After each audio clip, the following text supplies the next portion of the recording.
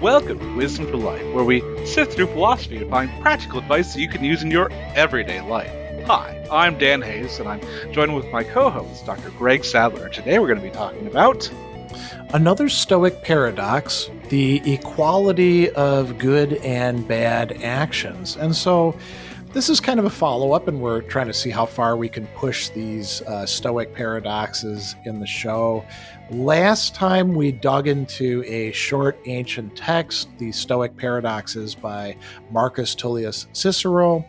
And in that, he sets out and explains 6, we could call them countercultural or counterintuitive positions that the ancient Stoics had staked out and were really well known for. And these were about important ethical, or we could even call them lifestyle or motivation matters. So we had a great time doing the last one, which was mostly about, whether the only good thing is moral goodness or rectitude or virtue or something like that. And this time we're going to look at the third paradox, and this one is about equality in kind of a weird way, a way that we're going to dig into and unpack. You could express it. Here's a common translation.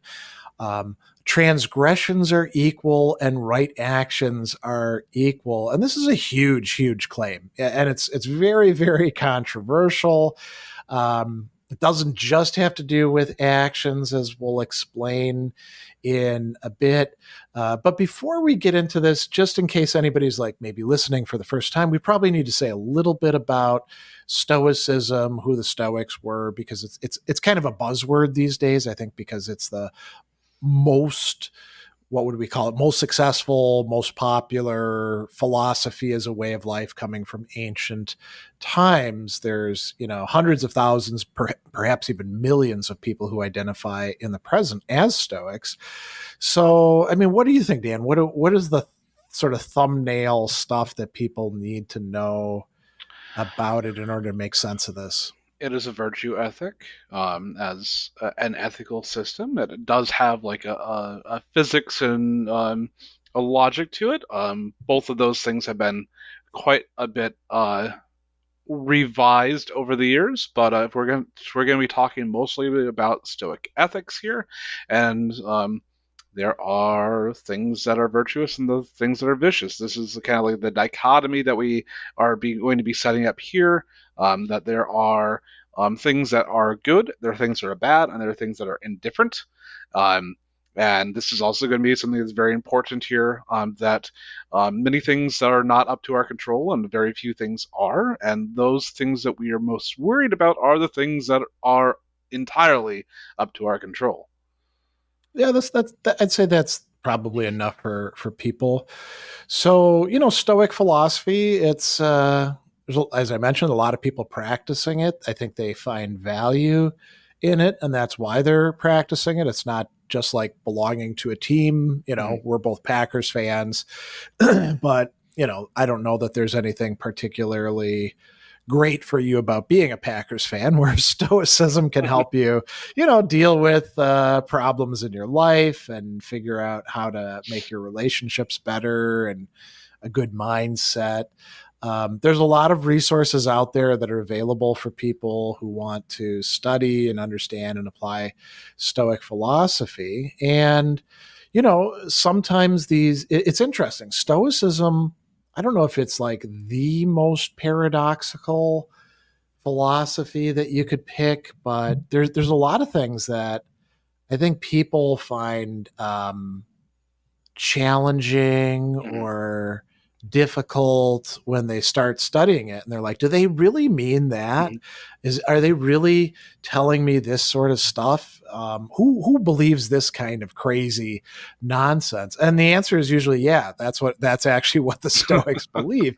And it's not a cult. It's not like joining some weird religious community where they're going to ask you to give up all your possessions and marry who the guru wants you to and work 18 hours a day or anything like that, right? It's, a Stoic would reject that sort of thing, but it is pretty demanding, right? It is. And just to clarify, when we say paradoxical, we mean counter to like usual thinking. That not that it is internally inconsistent. Oh, right. Yeah, yeah. Just to make that very clear. Yeah, and it's a way of looking at the world that allows you to deal with, both the good times, but specifically deal with the bad times in a way that is allows you to continue moving forward, to enjoy your life, and to maintain the ability to still do good things, even when everything else around you is falling apart, or everyone around you is potentially choosing a vicious path. That's true. And, I was just reading through Seneca's On Anger recently because I'm shooting some videos on it, and it was really interesting. He's talking about the wise person and whether they'll get angry, and Seneca's answer is no, they're not going to. That's part of what makes them wise. And some people would say, well, if you're actually wise or virtuous, when you see people doing dumb stuff, doing bad things, that should tick you off, right? And Seneca says, well, I mean, if that's the case, then you're going to be ticked off all the time. And the smarter you are, the more you know about the world, the more occasions you're going to have for being angry. And that's not a good thing for you. So, in a way, it's a way to not be reactive, to have some autonomy, some control over your own destiny, your life, right? Mm-hmm. And that gives you a lot of leeway, and people are going to be dumb around you. That's life. And how are you going to respond to that? This is a side note. That's actually something I like quite a bit about Stoicism, and maybe this is a failing on my part. Again, Mm, in Seneca's On Anger. So I think a lot of people that have read a little bit of Stoic philosophy, they know about Marcus Aurelius in book Epictetus. 2, Oh. chapter 1, Mm, saying, hey, when you wake up in the morning, remind yourself you're going to meet all sorts of bad people. And the way that he phrases it isn't like, oh, people who just, you think they're bad. He's like, you're going to meet arrogant people. You're going to meet jerks. You're going to meet people who are going to try to steal your stuff. He doesn't mince words about it. And Seneca, I found, said something a couple hundred years before Marcus along exactly the same lines. I think mm, it's in book 2 or book 3, where he says, if you're actually intelligent, you should tell yourself you're going to meet a bunch of different kinds of jerks. And he, lists them off. yeah. It's not exactly the same list, but I like the fact that neither of them say, oh, well, who's to say that somebody's a bad person? They're willing to say people are bad people. Right. But you don't have to get ticked off with them or let them ruin your day. You don't have to worry about changing them from bad people into good people. It's not your business, right? Right. To put a exclamation point on it, the quote is: "When you wake up in the morning, tell yourself, the people I deal with today will be meddling, ungrateful, arrogant, dishonest, jealous, and surly. They are like this because they can't tell good from evil, but I've seen the beauty of the good and the ugliness of evil, and I've recognized the wrongdoer has a natural nature related to my own, not the same blood or birth, but the same mind, and possessing the same share of the divine." Yeah, that's a great one. And he's a guy who could have easily, he was the emperor of Rome. He could have Mm-hmm. easily said, hey, I don't want to meet any jerks, Mm-hmm. throw them all away, get them out of my face. But he doesn't do that because he recognizes, you get rid of these jerks, there's going to be some other jerks over there. Yeah. It may actually be the same jerks that took the original jerks away that are now the jerks in charge. So The new jerks could be worse than the previous jerks. that's true. Yeah. At least with the old jerks, you know what you're in for, Mm-hmm. right? Better the devil you know, right? Yeah. Yeah. So coming back to this, so this is actually a kind of tough doctrine. This notion that everything good is basically the same as any other good thing. Everything bad is basically the same as any other bad thing. If you interpret it and you apply it very literally, which I think some people do, Mm-hmm. it would make every single bad action or motivation or character trait or even person just as bad as any other one. And then similarly, every good action, every good motivation, every character trait or person is just as good as any other one. And a lot of people say, hey, that doesn't make sense. So hence a paradox. Mm-hmm. Other ancient schools of philosophy criticized this very explicitly. Platonists like Plutarch did, Aristotelians did, skeptics, eclectics. Even Cicero doesn't really buy into it, as we're going to see a little bit later on. And why not? Because they think that it's wrong. It's off base. It's oversimplifying things. Mm-hmm. And it also seems to rule out the possibility of making what we call progress. Yeah, and that seems at odds with some of the things that other Stoics, in fact, say, like Musonius Rufus and Seneca and Epictetus and Marcus Aurelius. So we're going to have to take a close look at this because, it seems like Stoics ought to be committed to this. At least ancient Stoics. Maybe modern Stoics can say, well, this one we're going to soften a bit. But then what do we make of it? And it really is paradoxical, right? It doesn't seem to make sense. Well, at least from the first moment. I think we need to dig into this a little bit. Do we want to get into the letter here, or to the actual text? Yeah, and we're going to have to ask the listeners' indulgence a bit because this is going to get a little bit technical. Yeah. But it'll pay off. It's got a point to it. So there's a line in the sand that we'll eventually come to. Okay. That's it. Yeah, that's a good way to put it. So Cicero starts out with this ancient Greek expression, and Cicero's not a Greek person, but he could read Greek, and then he gives a Latin translation of it. So this won't make much sense to you unless you know these languages, but we'll say it anyway because it kind of sounds cool. So the Greek phrase is "hoti isa ta harmartemena kai ta kat orthomata." And then the Latin is "aequalia esse peccata et recta facta." So what do these actually mean? We have a bunch of different translations of this paradox. One of the older ones is by Cyrus Edmonds: "All misdeeds are in themselves equal and good deeds the same," meaning equal, right? Mm-hmm. Rackham says, and Rackham's a later British translator, transgressions are equal and right actions are equal. And then he gives kind of a funny gloss that I don't actually buy into.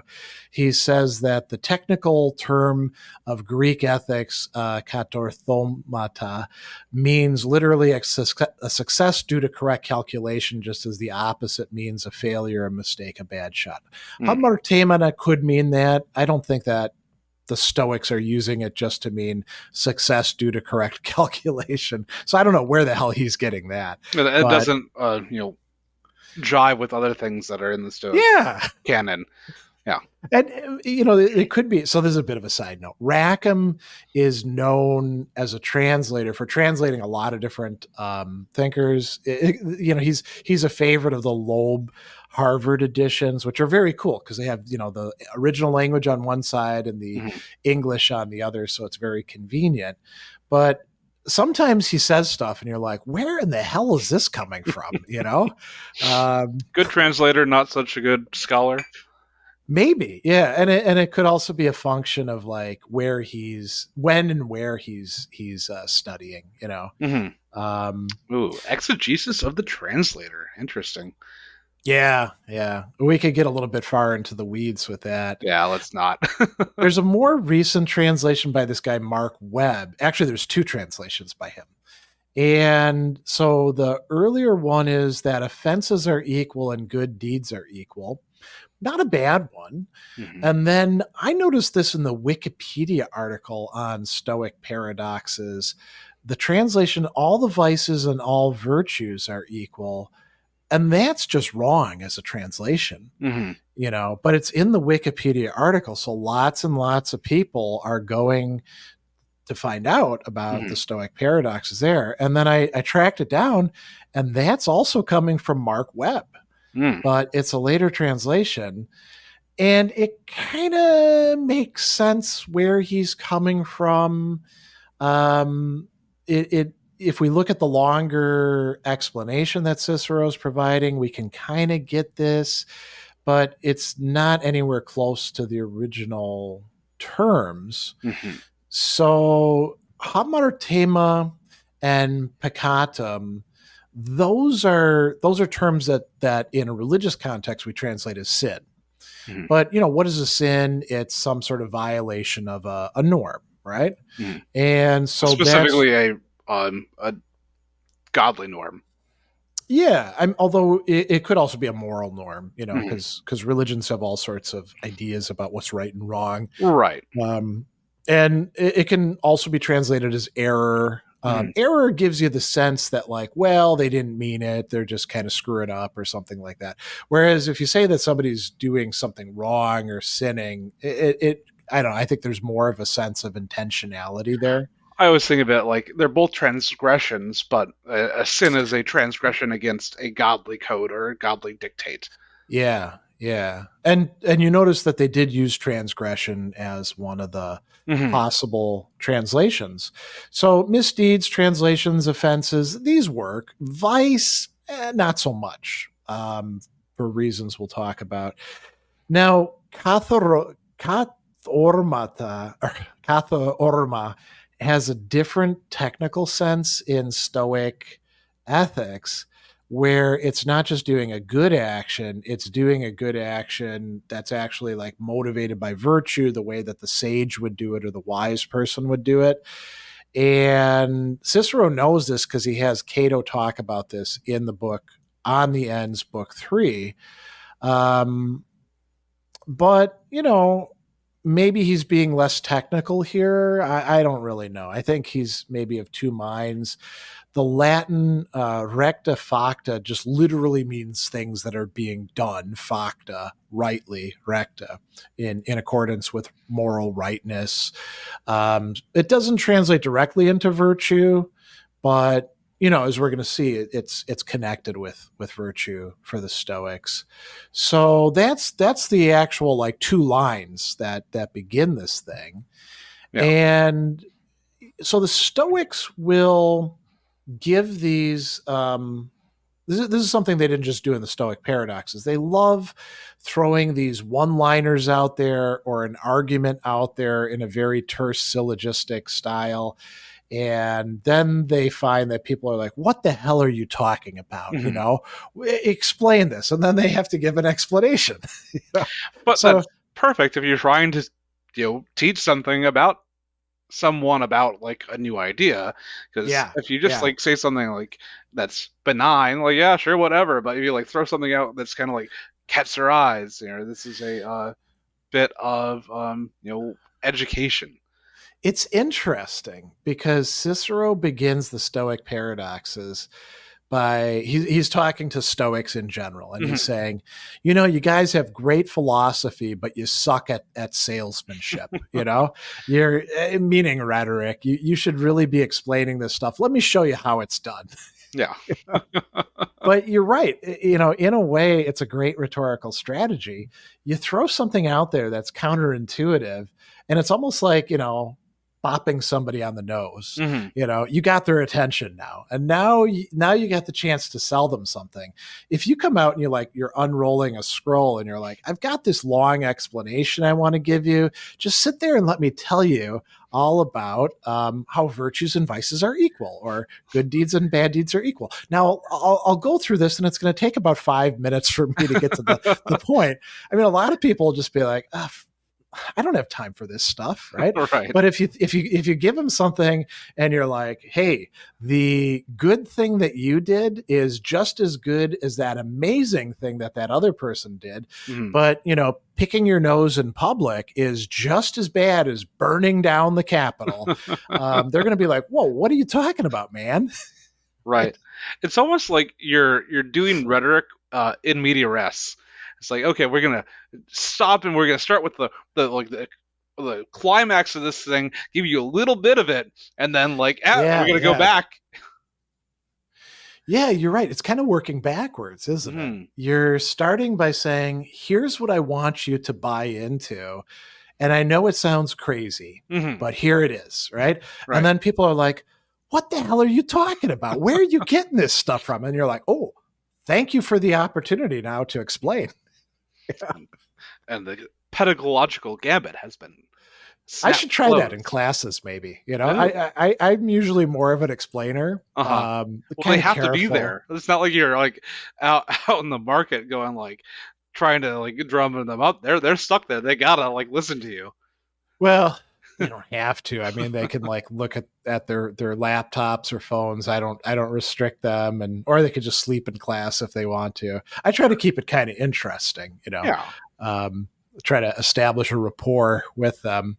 And I know not all of their teachers do, because Yeah. I ask Oh. them about their teachers.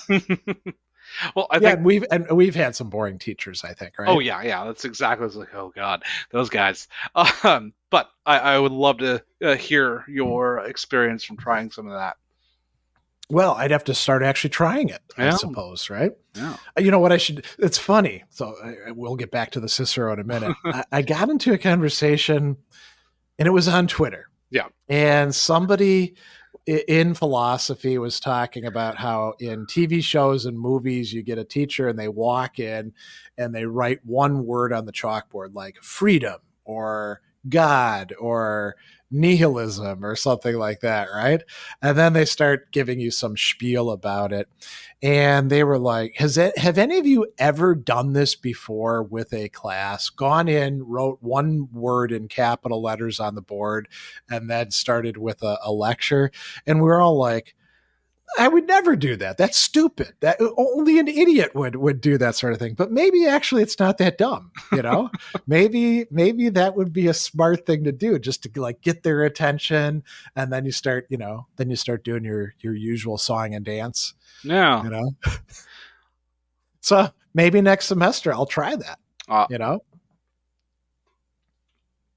good. So Good luck. See what happens. I guess. yeah, Uh, well, that would be the thing. If I want it to be a pedagogical experiment, I'd need to keep oh. track of it, right? Mm-hmm.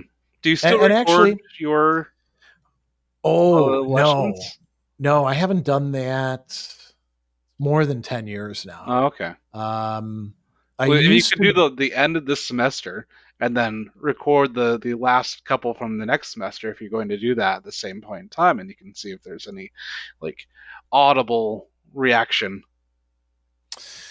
That's not a bad idea. Or maybe I do public speaking that I record. Mm-hmm. Maybe I should start my public talks that way instead of, in a more careful, mundane sort. Come out with a big, hey, here's a crazy idea.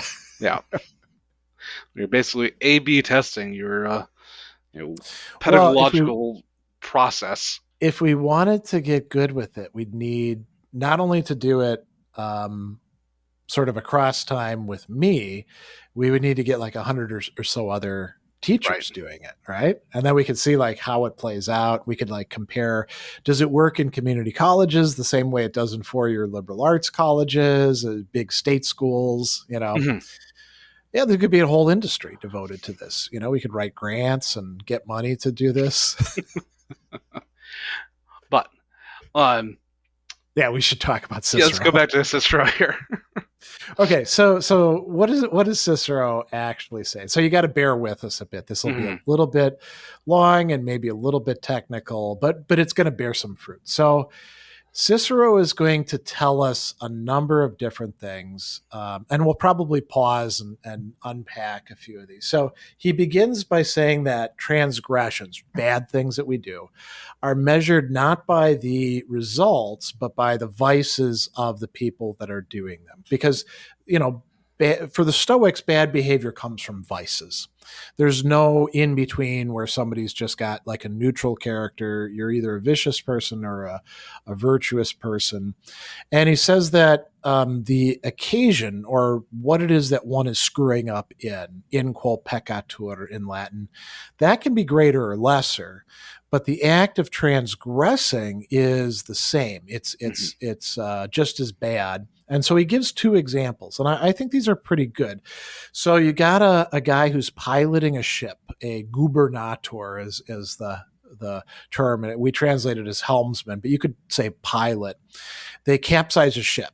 So the ship goes down, and it could be loaded with chaff. Now, chaff is the byproduct of wheat. You know, you thresh the wheat or barley or whatever. The And you chaff is the separate crap. the wheat from the chaff. Yeah, and Yeah. it's the crap that's left over, which yeah, I mean might be good for I don't know making raisin bran or something, but it's mostly garbage, right? Mhm. So the boat goes down with that, or imagine a boat that goes down and it was loaded with gold bars. Which is worse? Well, I think most of us would say it's a worse mistake to lose the ship with the gold bars. But Cicero says, no, the Stoics would say that it's equally bad because the person is equally incompetent, right? Mhm. So there's a certain logic there. He's got another example of a woman committing some kind of sexual lapse, and the actual word there is lapsus, and he used the word libido, which means like sexual desire, you know.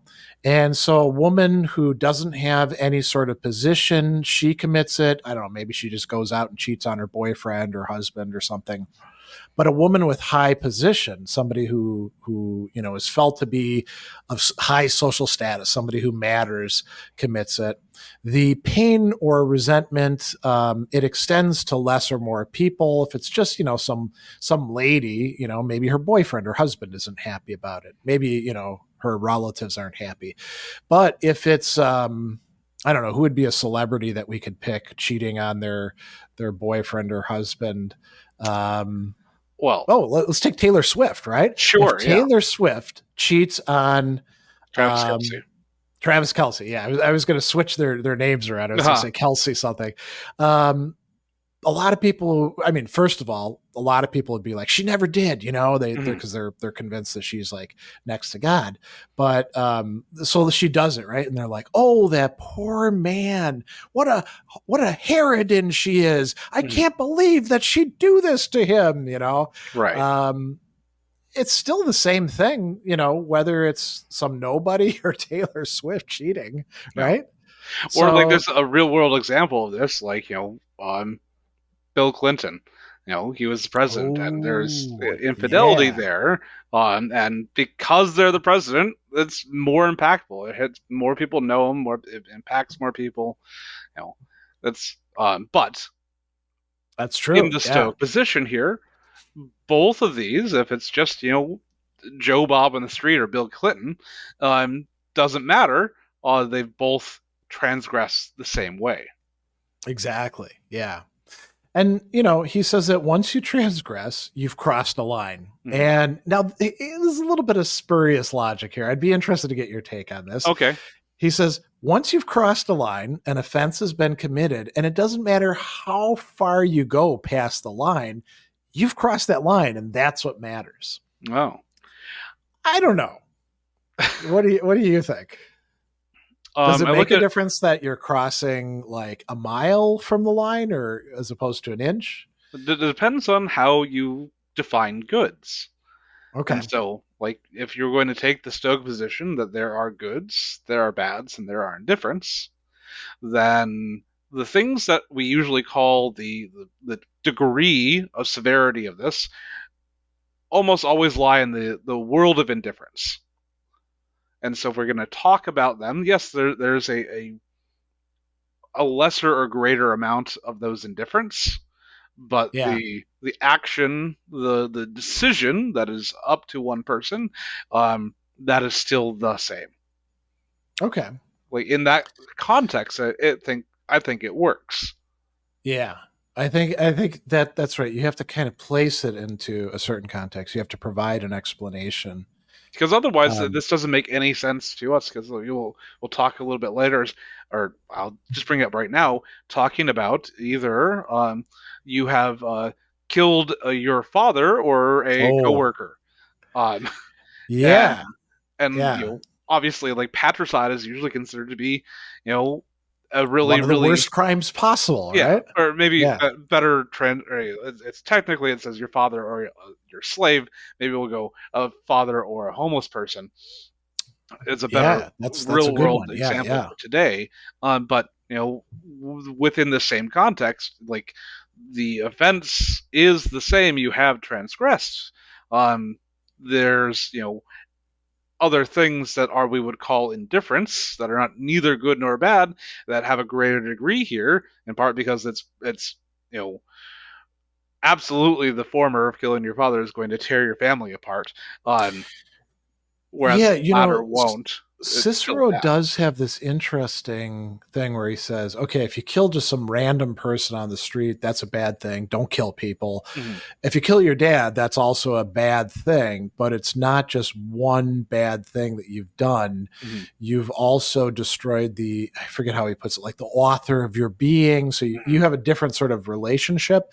And he Sure. talks about killing your father being many bad actions rather than just being one bad action.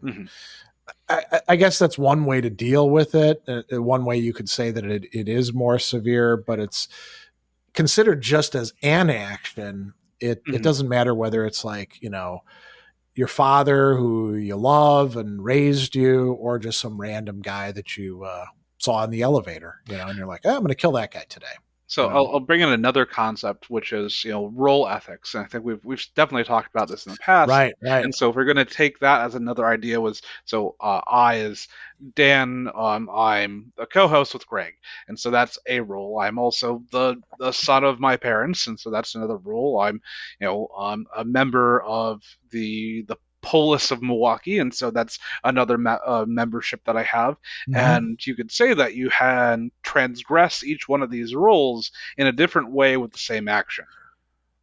Oh, interesting. So, like, if you were to commit grand larceny or something, Mm-hmm. you're committing a transgression against the person who you steal from, Mm-hmm. but in a way, you're also like letting down your mom, Mm-hmm. you're letting down your community. I Like mean, especially if I stole from my mom, like that would automatically like yeah, that's a direct transgression against that role, and then also the community I'm transgressing against because that's also like yeah, yeah. verboten in that group. You know, And if it, you can't show up for recording Wisdom for Life, well, then you're transgressing there. Like the cops I'm catch sorry, you, they haul you off Cars. to jail. I'm sorry, Greg. Just I'm terrible. I'm sorry. Well, don't steal anything. Okay, I mean, there's the answer for there that you one. go. Now, was coming back to one of the things that Cicero is going to talk about. So we mentioned that it's not strictly speaking a correct translation to say that all virtues are equal and all vices are equal in this, but he does talk about that, and he says that if virtues are equal, and the word there in Latin is pares, the word we get parity from, to each other, then vices must be equal to each other. And he says, by the way, virtues are equal to each other. Now, there's some interesting arguments that the Stoics gave for this, and I think Cicero is just kind of laying these out there. So he tells us that nobody can be more temperate than a temperate person, or more courageous than a courageous person, or more wise than a wise person. So that means that if I am temperate and you're temperate, we're both equally temperate, even though my temperance might be, exercised in smaller things, right? Like Mm-hmm. maybe I, you know, I'm watching what I eat. I'm restricting my diet. I'm Hmm. not getting drunk on the weekend or something like that, right? And you're being temperate in a much more, let's say, public overt way. Like you do some sort of challenge, right? You're Hmm. like, oh, I'm going to get my appetites under control, and I'm going to document it. And you're also doing stuff like, hey, I'm not just going to drink moderately. I'm not going to drink at all. Hmm. Your temperance in a way looks like it's greater than mine, right? It does, but But the Stoics would say no, it's the same. so here's a maybe a visualization of this. Okay. So we could think of this either like an XY graph, and we can talk about like the virtue vicious is the Y scale, and we've got like Okay. So going up or the down, right? yeah, Yeah. and then on horizontal or x-axis we've got you know the size of the indifferent. And so think of like Oh, yeah, yeah. Okay. um say you've got a table. You can have a very level table. Say your table's only a foot by a foot. It's still level, but it's a kind of a small table. Okay. But if you've got another table that's very level, then it's 5 foot by 20 foot. This is a grand table. It's now Yeah, yeah. it is the same levelness, but the size of it, the breadth of the table is considerably larger. And so, at least I think of this as a Yeah, or like think about you visualization. brought up homeless people, right? Mhm. You go out and you treat a homeless person with dignity. You know, for instance, there's a homeless person who lives under the bridge that the highway goes over on Michigan Avenue, and I see that people leave things like jars of applesauce or things to drink or stuff like that, and he or she sleeps there. Mhm. Usually they're sleeping when I go to Marquette and walk past. It's got to be a miserable place to live, especially on a day like this when it's rainy and Mhm. the concrete itself is kind of wet. So you treat a person like that with dignity. That's showing a certain kind of virtue. We'll call it justice. We'll say that that's Mhm. part of Stoic justice. And now imagine that you open up an entire shelter and you take people in and you treat them well. Mhm. Stoics would say it's both justice, but and one is certainly serving 20 more people or 100 more people than the other one, but they're equal as far as justice goes. One person is not more just by extending it to a whole bunch of other people. Right. And there's no idea of the most just either. Yeah. I mean, you kind of get the idea from the way that they talk that once you've crossed over into actually having a virtue, that's as good as it gets. Mhm. You can't actually increase the virtue. So you can't compare virtues against each other either Mhm. and say that one person is more just or more courageous or more wise. Mhm. And so maybe we should also add in like what exactly do we mean by like a virtuous action? Because we're talking about just actions, but we can Okay. and so um, there are four cardinal virtues. They're kind of Yeah. categories of things: wisdom, justice, temperance, and uh, Courage. courage. Thank you. Yeah. Couldn't find the courage to say that one. And that any action that has all three of these exemplified is a virtuous action.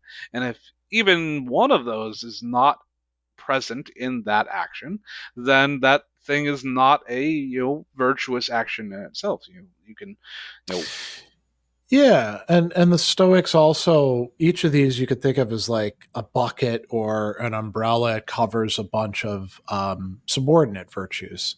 mhm. So a lot of times people, and we've talked about this on the show before, people Yeah, will be like, "Wait a second, you left out kindness." Well, the Stoics include that under justice. right. Or we could talk about like one of the sub virtues that I particularly like that the Stoics place under courage. literally means a love of work or labor, or, and it's often translated as like industriousness. It's philoponia in Greek, which means a love of toil. And I tell people, hey, when you make yourself do something like a chore that you don't really feel like doing, and you stick with it and you get it done, like, boring homework, or, doing the laundry. And I don't like folding shirts for some reason. Socks, underwear, pants, just fine. I don't like folding t-shirts, but I make myself do it. Well, that's exercising the virtue of courage. And we usually think of courage as like, standing up to fear. I'm not afraid of the shirts. I don't care for folding them, but I can exercise that virtue by following through on that. And so, and for the Stoics, an action that exemplifies or is motivated by that good character trait, well, that's a virtuous action. But then, we got the opposite, right? Yeah. Vicious behavior. And it's Stupid, easy to fall into that. unjust, gorgeous, not gorgeous. What is it? Gluttony, and I don't Yeah. know. Is that the perfect opposite of temperance, gluttony, or is there a No, better word? just lack of self-control. Yeah. For the Stoics, so temperance includes like control of your bodily desires for pleasure. So food, drink, sex, relaxation, that kind of stuff. But it also includes like an ordering of your life well. So you could, if you're really disorganized, in a way, from the Stoic perspective, that's a kind of viciousness. Because what happens when we get disorganized? We screw up our own lives, we screw up other people's lives. Yeah. I think, for example, about the fact that when I was a kid, my mom was a good person in a lot of respects, but if you needed, to get picked up at school at, 4:30 after track practice, maybe she'll be there. Maybe she won't. Maybe she'll find something else. She was kind of manic. So maybe she'll find something else that draws her attention, a bright, shiny object, and she'll be there at 5:30, and wonder why you're ticked off with her or something like that, or why you walked home, so the disorganization of your life could also be that. But yeah, gluttony would be an example of like giving into the desire for food. People who, can't stop drinking, that would be a form of intemperance. They also, the ancients really thought a lot about sexual matters. If you can't keep it, in your proverbial pants, or I suppose under your toga, you're probably intemperate then, right? And now that's kind of interesting, right? Because you could say, well, I only get stinking drunk on the weekends. I'm not as bad as that guy over there who's like drunk all the time. And the Stoics would say, no, it's all intemperance, right? Or I only went to the strip club, but I didn't touch. I just, threw some dollars around. That's not as bad as that guy who cheated. And the Stoics would say, yeah, it is. It's just as bad, right? So I'm gonna throw out another visualization here. Okay. And this comes from Cicero, and in Diphibinus, he talks about the drowning man as an example of when you don't make it to that line. And so, a drowning man drowns not at 1 foot or 1,000 feet underwater. It doesn't matter. You still drown. You haven't reached the point in which you can break the surface. And yes, you drown at the throwing some dollars, as well as in being unfaithful to your wife. These are both vicious things because you haven't lived up to the measure. You've not crossed that line or broken that surface. Yeah, that's a good way to put it, I think. There is actually a passage by Epictetus that I wanted to talk about that I really, really like, because this is a cool one. It's not just about how to behave in terms of what we would typically think of as ethics. This actually has to do with schoolwork, because this came up when he was Teaching. learning from Musonius Rufus. Right. So he says, why are we indolent, slothful, and sluggish, seeking excuses for avoiding labor? Shall we not be watchful to render reason itself accurate? So we should work on our rational faculty. And then he says, now this is Epictetus talking to his teacher, but suppose I should make a mistake in these points. It's not like I killed my father, right? And he says, well, in this case, you had no father to kill, but the only fault you could commit in this instance, you have committed. This very thing I myself said to Rufus when he reproved me for not finding the weak point in the syllogism. Epictetus says, hey, I didn't burn down the Capitol, which would be sort of like, I don't know, burning down City Hall for us, or something really important. Burning down the Wisconsin Center, burning down Lambeau Field. Oh. And he says, what was the thing here that involved the Capitol? Or aren't there any other faults? And he says, to treat your rational faculty poorly, that is burning down the Capitol, to screw up in these small things. And I kind of like this. I like the idea that we really should pay attention and not make excuses saying, oh, it's not a big deal. No. And I would actually say, even if we think that maybe we can increase virtue or decrease vice or something like that, if that's really the case, then each time that we do something, we should say, hey, this has an effect on my character, even though it seems like a really, really small thing. Like, I'm just going to, for justice, there's a cake, or somebody brought in cupcakes or donuts or something to the office. I'm going to take 2. Everybody should get 1, but I'm going to take 2 because I know, and I can even come up with some, plausible excuse. I get low blood sugar. I'll keep 1 for like the afternoon, and that way I won't get mad at my coworkers. So it's got a good positive outcome. Right? I'll be an effective worker. I'll be motivated. It's still it's a little thing, but it's a place where we can be unjust. And the more that we indulge ourselves in these little things, the more we render ourselves unjust or, cowardly. To crib Aristotle, we are what we repeatedly do.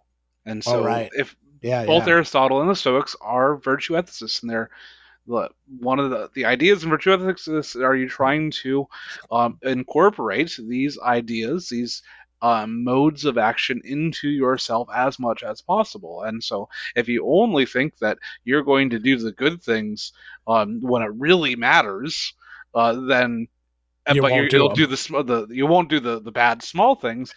It just makes it easier for you to do the bad big things as the bad small things. You should be consistent in how you act in all things. That's at least what the Stoics are saying here. Yeah, I forget exactly where he says it, but Epictetus has some sort of line like, think about the character that you want to have, and then, figure out what you need to do in order to get there. And it involves having like a consistent plan of life, So, well, let's talk before we run out of time. Do you buy this very hard, rigid, one bad thing is as bad as any other bad thing, one good thing is as good as any other good thing idea? Or I mean, I myself, I don't buy it 100%. I guess. What do you think? I think we bring in this idea of progress, but we haven't quite touched on that yet. And that's like, if you hold this in a very literal sense, then there is no progress. You either make it or no. You can't like move, and so everything is automatically bad. Yeah. And I guess I don't believe that there can't be progress. I would say that there is a movement towards, you can swim towards the air, you're drowning and you need to move up. Yes, you're going to die if you don't make it either way, if you're 1,000 feet down or 1 foot down. But thankfully, what we're talking about here is that we have repeated chances to do these things. And over you can kind of gauge how far down you were um, before you hit that. But I guess in the context of the Stoic canon here, I'd say it makes it fits together. It's at least coherent. Yeah, that's quite true. I mean, I think you can have a coherent point of view and it could still be in some respects wrong or Hmm. insufficient. And it's interesting that no, we don't know. We've lost a lot of Stoic literature, so we have to go by the stuff that we actually still possess. But it looks like there was some wiggle room or controversy among the Stoics about this. And we learn about about these middle Stoics, these people who we don't have any documents from other later thinkers. So Seneca tells us that Panaetius, he was asked whether the wise man should be a lover, and he says, "Well, the wise man, we'll figure that stuff out later. You and me, we're not wise yet, so we shouldn't trust ourselves to fall into a state that's disordered, uncontrolled, enslaved to another. Knowing our weakness, let's take it easy. Let's not expose this unstable spirit to the temptations of drink or beauty or flattery or any of those sorts of things." And Seneca says, we could apply this not just to love, but to any of the emotions. Like if I know that I'm liable to get ticked off because I struggle with anger problems, I can, avoid the temptations, and that might actually be making progress for me. Hmm. I'm not virtuous, but I'm not as vicious as I was. Hmm. And then Diogenes Laertes says that Panaetius' student, Posidonius, who Cicero got to study with, said that there's a proof that virtue really exists. And the proof is that Socrates, Diogenes, and Antisthenes made moral progress. Hmm. So this is a very very important Stoic saying there is progress. People do that. Epictetus has a whole chapter on progress, right? So clearly he believes that we can become better people. It's not just like crossing a line and now we're in good person land. Hmm. We have to work at it. So he tells us that we have to add practice to learning and training. And he says, now this is interesting. He says, if virtue holds out the promise to create happiness and calm and serenity, then progress towards virtue, so you're not there yet, but Hmm. you're moving there, is progress towards each of these states of mind. How comes it that we acknowledge virtue to be a thing like this, but we seek progress and make a display of it in other things? So he gives the example, and he always loves this example. Progress is not being able to read Chrysippus or having knowledge of his works. It's actually in your work as a human being, desire and aversion, choice and refusal, giving and withholding assent of judgment. Those, by the way, are the three disciplines that Hmm. Epictetus says are core to Stoicism. And he tells us at another place the third field, the one about assent and withholding assent, that's for people who are making progress. So clearly, Epictetus, at least, thinks that we can make progress. It's not so cut and dried as, well, either you're vicious or you're virtuous. There's like an in between area, which I like to think that we're in. I mean, I won't speak for you. Maybe you're virtuous, but Oh, I'm not. I don't meet the bar all the time, so Yeah. So, I work on it. but you're not a complete scumbag because of that, right? Right. Which, and that seems to be kind of a danger. If we neglect this idea, maybe we could get really pessimistic and we Hmm. could be like, well, I'm never going to be the sage. I'm never going to be perfect. So why the hell should I even No. try? I Right? I guess this is a place where I am heterodox in that um I don't try to put like vicious or virtuous on people, but onto actions. And Okay. so, like, I did a whole bunch of actions. Say, 80% of them were good or virtuous, and Yeah. 20 didn't hit the mark. And the next week, I go up to 82. Like I would call that progress, and I would call I that would person too. Yeah. to Yeah. like for the most part, like they tend to act virtuous, but like they're not totally virtuous all the time, and um, but they also still have the capacity. I guess if we're talking about the Stoics, they say that once you get to sagehood, you always are interpreting the situations correctly and have the Yeah. exact right action at mind immediately. That's the first thing that comes to mind. Have you ever met a sage? No, Somebody who qualifies like that? Me yeah, either. and so like in that like hard position, like I've never met a virtuous person because I've never met someone that always automatically has the right position. Yeah. See, I would be willing to use the language and say I have met virtuous people, but they're not perfectly virtuous. Sure. You know? The question is, at what point in time do you like cross the line? And are there certain things that even if like you did like 95% of things good, that Yeah. 5% was really terrible in the what we called indifference area?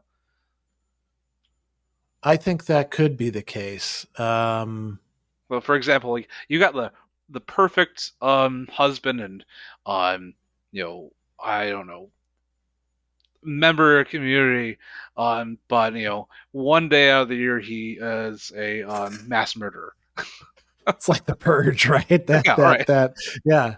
Or I think it'd be an interesting one. He's a great husband, but his wife gives him the proverbial hall pass. And Oh yeah. he goes to Las Vegas. Oh yeah. And his hall pass is some celebrity, and he knows that he still shouldn't cheat on his wife. That it isn't virtuous to do that. But she said it was okay with I don't know, pick whoever you want. Mhm. Actually, I'll pick somebody who's now very very old, but I had a crush on as a kid, Faye Dunaway. Okay. Sauter's Milady de Winter, and I always thought she was amazing. Now, my wife is not going to give me a hall pass, and I wouldn't ask for one. And even if I met Faye Dunaway and my wife had said that's okay, I probably would still not. Faye Dunaway in her prime, I would not pursue her. But this guy does that. Is he no longer temperate, Hmm. or is he temperate most of the time? But in this case, he fell, and we say, that guy, stained for life. I don't know that we want to say that, but we do want to recognize that there's failings Right. and those blemish that whatever virtue we have. And similarly, somebody who's really vicious, if they feel genuine remorse and repentance, they're not as bad as somebody who's like, man, vice is great. I want to do more of this all the time.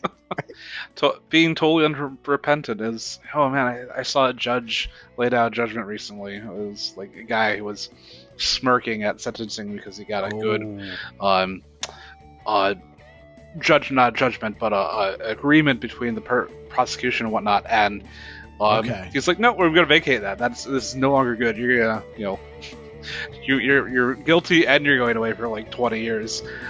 That's interesting. But we come to the end of our recording session here, and so I'm going to leave you with the words of Epictetus. There are no other faults but burning down the Capitol, or killing a father,